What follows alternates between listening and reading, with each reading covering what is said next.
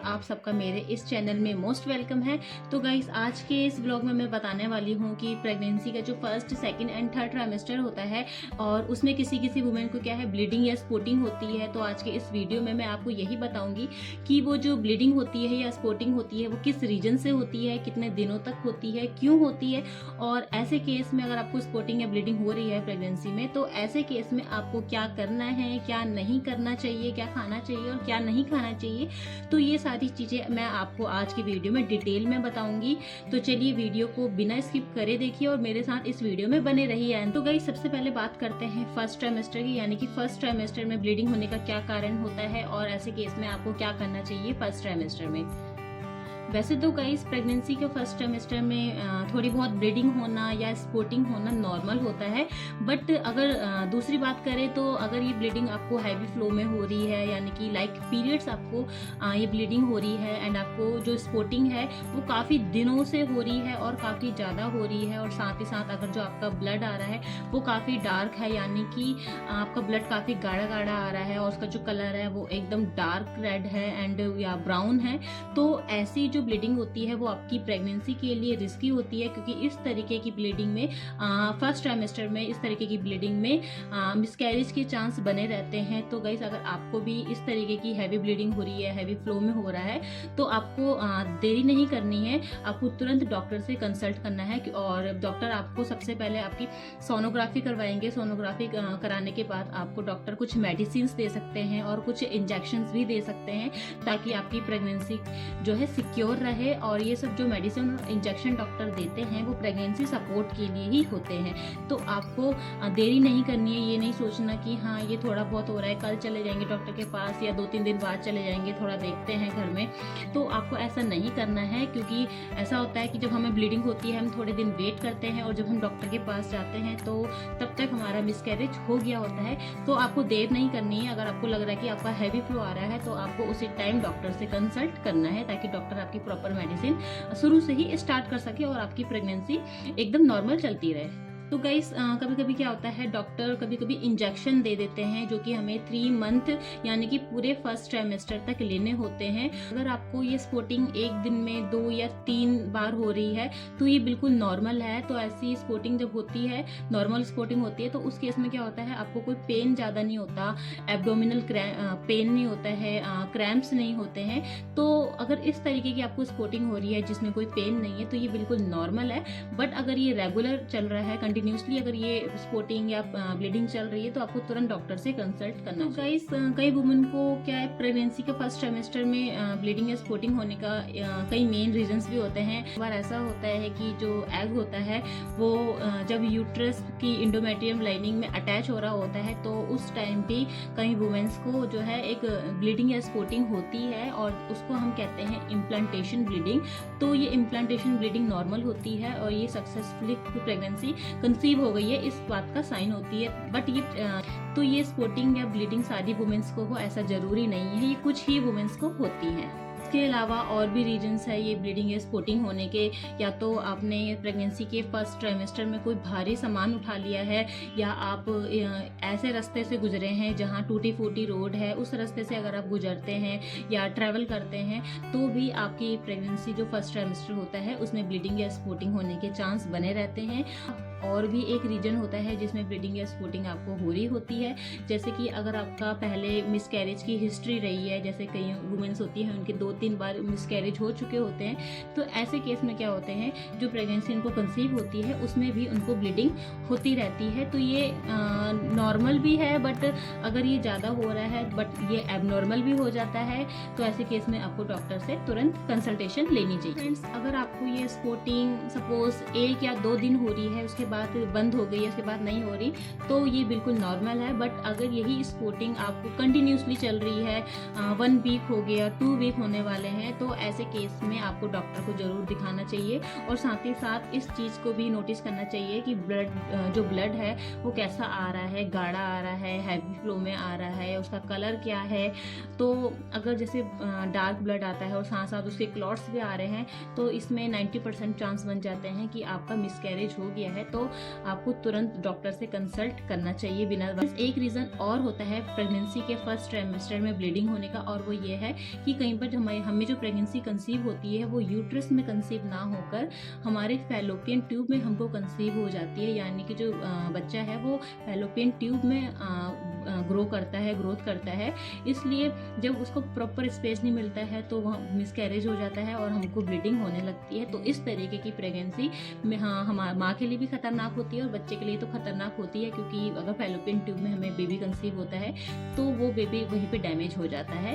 तो बट ये माँ के लिए बहुत रिस्की हो जाता है, क्योंकि पता है कि अगर प्रेगनेंसी फैलोपियन ट्यूब में बनती है तो उसमें क्या होता है, फैलोपियन ट्यूब को हटाना पड़ जाता है। तो हमारे पास फ्यूचर में कंसीव करने के लिए सिर्फ एक ही फैलोपियन ट्यूब बचती है।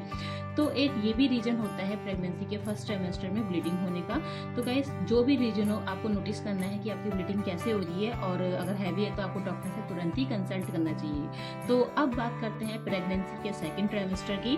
प्रेगनेंसी के सेकंड ट्राइमेस्टर में ब्लीडिंग होने के क्या चांस होते हैं और ये क्यों होते हैं। तो अब बात करते हैं सेकंड ट्राइमेस्टर की ब्लीडिंग के ऊपर। होता है कि हमें फर्स्ट ट्राइमेस्टर में तो कोई ब्लीडिंग, कोई स्पॉटिंग नहीं होती है, बट जैसे ही हम सेकंड ट्राइमेस्टर में एंट्री कर लेते हैं तो हमें थोड़ी थोड़ी ब्लीडिंग होती है, थोड़ी थोड़ी स्पॉटिंग होने लग जाती है। तो ये बिल्कुल नॉर्मल है, ऐसा जरूर नहीं है कि प्रेगनेंसी के फर्स्ट ट्राइमेस्टर में ही आपको स्पॉटिंग या ब्लीडिंग हो, ऐसा जरूर नहीं है। प्रेगनेंसी के फर्स्ट, सेकंड, थर्ड ट्राइमेस्टर सब में ये चांस बने रहते हैं कि आपको ब्लीडिंग या स्पॉटिंग हो सकती है। तो गाइस, अगर सेकंड ट्राइमेस्टर में क्या होता है कि हमारा जो प्लेसेंटा है कई बार काफ़ी नीचे होता है, यानी कि लो लाइन प्लेसेंटा होता है, तो उसकी वजह से भी हमें थोड़ी थोड़ी स्पॉटिंग सेकंड ट्राइमेस्टर में होने लगती है। और गाइस, कभी कभी सेकंड ट्राइमेस्टर में हमें ब्राउन डिस्चार्ज भी होने लगता है। तो ये बिल्कुल नॉर्मल है, बट अगर आपको फिर भी टेंशन हो रही है, क्योंकि जब हम फर्स्ट टाइम प्रेग्नेंट होते हैं तो हमारे लिए जो चीज़ें छोटी छोटी नॉर्मल जो होती है वो भी बहुत बड़ा इशू बन जाती है। तो ऐसे केस में क्या करना है, आपको अपनी तसल्ली के लिए आपको अपने डॉक्टर के पास जाना है, जहाँ पे भी आप डॉक्टर को दिखा रहे हैं। तो वो डॉक्टर क्या है, एक सोनोग्राफी एक लिखती हैं, आपको कराने के लिए बोलती हैं, करवाते हैं। तो उसके बाद आप ये जान सकते हैं कि जो आपका बेबी है वो आपके पेट के अंदर ठीक से मूवमेंट कर रहा है या नहीं कर रहा है, बेबी की हार्ट बीट सही से चल रही है या नहीं चल रही। तो ये सब चीज़ें आपको उस टाइम पे पता चल जाती हैं, तो आप उस समय काम डाउन हो सकते हैं। ऐसे टाइम पे क्या होता है कि डॉक्टर आपको कुछ मेडिसिन दे सकते हैं या कुछ इंजेक्शन दे सकते हैं। जो इंजेक्शन होते हैं वो कई बार 1 मंथ तक हमें 1 वीक में लेना पड़ता है, यानी कि 1 वीक में एक बार वो इंजेक्शन लेना है, फिर सेकेंड वीक में सेकेंड टाइम, यानी कि 1 मंथ में आपको 4 टाइम वो इंजेक्शन लेने पड़ते हैं। और कभी कभी क्या होता है कि आपको 1 मंथ में सिर्फ एक ही इंजेक्शन लेना पड़ता है, डिपेंड ऑन योर कंडीशन कि आपको कैसे ट्रीट करना है। तो फ्रेंड, जब आप ये इंजेक्शन लेते हैं तो इंजेक्शन लेने के बाद जो आपको ये स्पॉटिंग या ब्लीडिंग वाली प्रॉब्लम जो फेस करनी पड़ती है वो एकदम बंद हो जाती है। और ब्लीडिंग सेकंड ट्राइमेस्टर में ब्लीडिंग होने का एक रीजन और है कि सेकंड ट्राइमेस्टर में हम सोचते हैं कि हमारी प्रेगनेंसी एकदम नॉर्मल है, तो हम इधर उधर कहीं भी ट्रैवल कर सकते हैं। तो हम कई बार बस से ट्रैवल करते हैं या स्कूटी या बाइक से ट्रैवल करते हैं।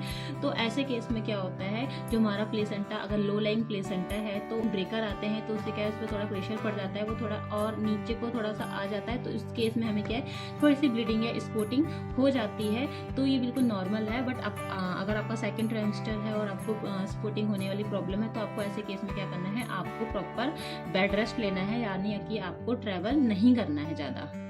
तो फ्रेंड्स, अब बात करते हैं थर्ड ट्राइमेस्टर की। तो थर्ड ट्राइमेस्टर में मैं आपको बताना चाहूँगी कि अगर थर्ड ट्राइमेस्टर में भी आपका लो लाइंग प्लेसेंटा है, प्लस आप किसी भी चीज़ को लेके ज़्यादा सोच रहे हो या मेंटली स्ट्रेस ज़्यादा ले रहे हो, तो उस केस में भी आपको ब्लीडिंग या स्पॉटिंग थर्ड ट्राइमेस्टर में हो सकती है।